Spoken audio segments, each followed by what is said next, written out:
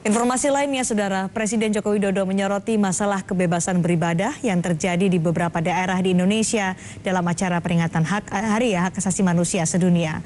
Dalam pidatonya, Presiden Joko Widodo meminta aparat pemerintah pusat serta daerah secara aktif dan responsif menyelesaikan masalah kebebasan beribadah yang masih terjadi di beberapa tempat di Indonesia.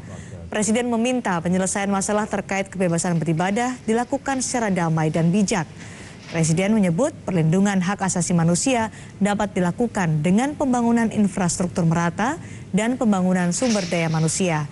Terkait masalah pelanggaran HAM masa lalu, Presiden menyatakan telah menugaskan Menko Polhukam Mahfud MD untuk menyelesaikan permasalahan HAM masa lalu hingga hasilnya dapat diterima oleh semua pihak.